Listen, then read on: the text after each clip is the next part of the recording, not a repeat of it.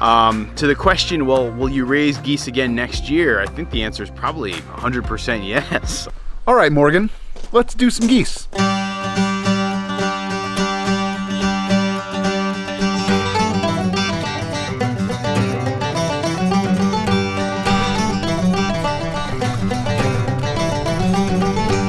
Hey everybody, it's Jack and welcome to the Mindful Homestead. If you're new to the channel, it is me, my wife Jackie, and our daughter Emma, and we are on a mission to grow as much of our food as possible and then maybe some for everyone else out there as well. If you're into learning more about us, definitely hit that subscribe button down below and click the bell next to it.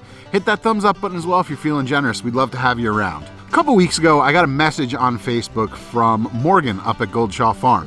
Release the Kraken!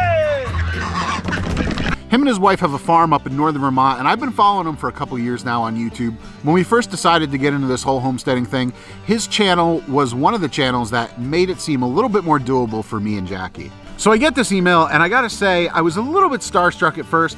You know, I've had a few conversations with Morgan just about homesteading stuff, video stuff, but nothing of any substance. In this message, Morgan is saying to me, hey, we're gonna be processing geese in a week or so. Do you wanna come up and help out with that? Very recently, we processed our chickens on the farm for the first time. I'll link that video up here in the corner. Processing is one of those things that I don't get to do very often. We're gonna be doing it twice a year here on the farm. We do 2 batches of meat birds a year, and we're gonna be processing from here on out. But because we only do it twice a year, I always try to get as much experience as I can. So when somebody else says, hey, I'm gonna be processing birds, whether it's chickens or ducks or geese in this case, I try to jump in and say, hey, you know what? I'm up, I'm ready to do it. So I messaged Morgan back and said, sure, I'll come up, let me know what time to be there, and we'll make a day of it, we'll get these geese processed. And what I learned has made it so I don't think I ever want to raise geese on the scale he is in my entire lifetime. Let's talk about how the day went. So first things first, I get up there good and early. We're planning on starting at 10 a.m. So that's when I'm there. I think I might have been there like 10 to 10. Meet up with Morgan, meet up with John, who's somebody who lives local up there. How's it going? Not too bad, man. Nice to finally meet you. Nice to meet you. Jack, yeah, socially. Virtual. Elbows. Socially distant goose processing. And we start the day off. Morgan just kind of gives me a tour of the homestead. He's got a really cool setup. He's got a permaculture orchard that he's putting in to grow. Well, you know what? I'll show you a little bit of the tour. We talk about the geese and ducks. Right now we're going to be carrying about 20 plus geese over the winter. These geese are going to be the breeding stock and sort of for the parents of future generations. So Ron Swanson, she is the duck who thinks she's a goose. Then we talk about the trees that they're growing in their orchard. You know, the hardest thing with trees, right, is time. Like once you get a tree mature and going, you've got just an amazing resource on your farm, but every year that you lose is time that you lose. And so I'm just aggressively overplanting this area right now to try to establish a good base of trees for the future. So this is one of our black locust trees. You can tell it's a black locust. I mean, even though it's lost all its leaves at this point, it's got these mean, nasty thorns. I'll just basically take cider pulp, put it out as a bed, sprout the trees from the cider pulp, and then once I have those tree seedlings, I'll put them out here. And then we talk about probably the most famous person of all on the homestead, Toby the livestock guardian dog. Hey buddy, you got some visitors. Look alive. He lives with the ducks and geese 24/7. He's quite possibly the friendliest animal you'll ever meet. What's up, Toby? Because he's up all night barking off the coyotes and other animals, he likes to sleep during the day, so we kind of caught him mid-nap, but he'll perk up. Hi. Yes. You go boy. You're also a famous boy. Yeah, he's supposed to scare stuff away, but he's pretty darn friendly. Toby's awesome. Morgan, you're lucky I didn't steal him and bring him home with me. So yeah, you guys ready to do a little processing? Yeah, I think we're gonna head down. The scalder should be heated up by now, and let's go process some birds. Time to do it. One of the unfortunate realities of homesteading, farming, you're doing it for a reason, and you're trying to give everything the best life you can before it becomes food. We needed to wait for the scalder to come up to temperature, so after the tour, we headed back over and we figured we were gonna get right into it. And we started learning very quickly why geese are different than chickens. One, they're big and they have teeth, which is not necessarily something that I want on my homestead. An angry goose running around biting me, not really my jam. So Morgan was relegated. He was going to be the one handling the geese. He would go into the chicken tractors where he had them, pick them up, and bring them over to where we were going to be processing them.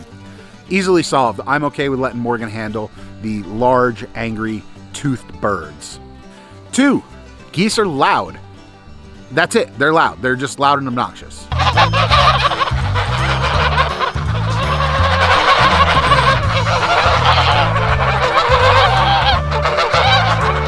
I already have an alarm clock. I have a 2-year-old. I don't need to be woken up in the morning by something loud like a goose. So that's strike 2. And 3 are the way that they're feathered and how it relates to processing. Let me give you a little bit of a primer on how chicken processing goes. So you take your chicken, you put it in the cone, you slaughter it in whichever way you feel like you want to do it, and then you bring it over to the scalder. The scalder contains hot water, which loosens up the grip of the skin on the feathers so that when you put it in the plucker, the plucker can pluck them easily and remove the feathers. So you have a bird that doesn't have any feathers left on it because you don't want to eat feathers. It's kind of like hair. Feathers are made of a lot of the same proteins that are in human hair. So think about eating a chicken covered in human hair. It's not very appetizing. This beard would not taste good. Chickens are a bird that if it's raining, they seek shelter. They don't end up in ponds. I mean, very rarely. Maybe a chicken ends up in a pond once in a while. I don't know. I've never seen a chicken in a pond. So when you put a chicken in the scalder, the water very readily gets to the skin where it can heat up the skin and loosen the grip of the skin on the feathers. A goose, on the other hand, is waterfowl. It's designed to be in the water. It swims around, it stands out in the rain. They're designed so that their feathers shed water and keep the skin and the down feathers that keep them warm underneath dry. It's essentially geese, between the oil glands and the feathers, they are wrapped in plastic wrap that looks like feathers. They're wearing waterproof jackets all the time. Yeah, that's how they roll. We found out the shortcomings of this whole goose plucking situation pretty quickly. We had a ton of Dawn dish soap in the water, which supposedly is supposed to cut through the oils that are on the feathers and help you get a better scald on the bird. And this was a piece of info that Morgan had done scouring the internet looking for other people that had processed geese on the scale that we were doing it. You know, large goose processors, they have their own processes behind this, and those are relatively secret. You don't find a lot of people talking about how they process birds. On a small scale processing one goose, it's not so much an issue because you can just do one goose, and if it takes you half an hour to process that one goose, it takes you a half hour.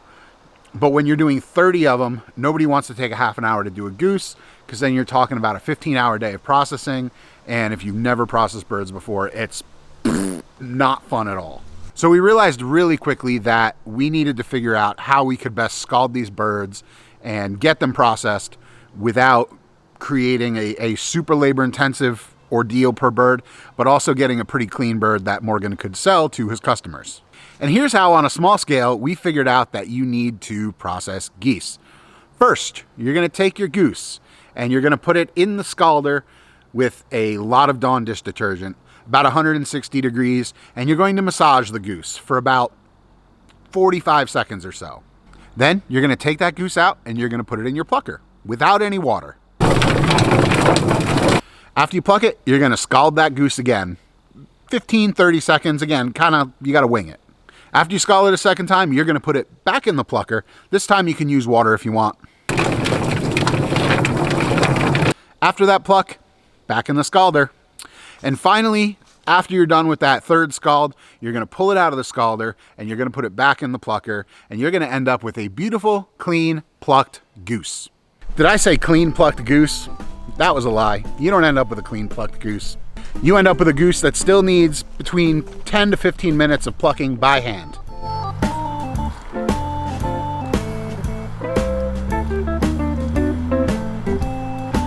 Doesn't it really like a cloaca?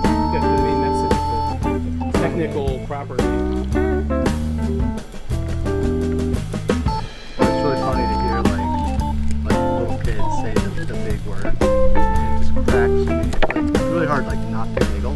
So we started probably around 11:30, and it's 3 now, and we're getting into it. We probably have 9 geese left? Yeah, 7 or 8 geese left. So it's been a long day. What's that? That's dead.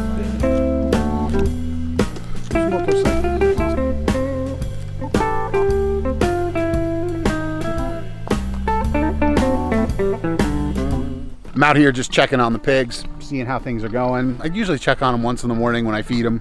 Well, I always check on them in the morning when I feed them. And then mid-afternoon I come out and check them once again. They don't get any more food, but we forest pasture our pigs here at the Mindful Homestead. Right now they're out on this area. This was a blueberry pasture that they demolished all summer.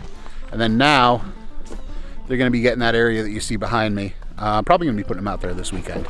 So, wow, the sun's really low in the sky and blinding me.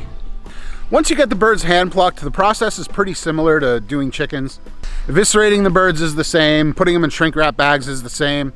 Really the biggest difference is that geese have a lot more fat on them than chickens, so your hands get a little bit messier than doing chickens, but other than that, there's not too much different there. That process went pretty quickly. So now that I've actually gone through the whole ordeal of processing geese, what do I think about it? Well, I can say that on the scale that Morgan is doing it, I don't think it's for me. We do pigs for meat here on the homestead. We do chickens for meat. We do 2 batches of broilers a year that we process right here.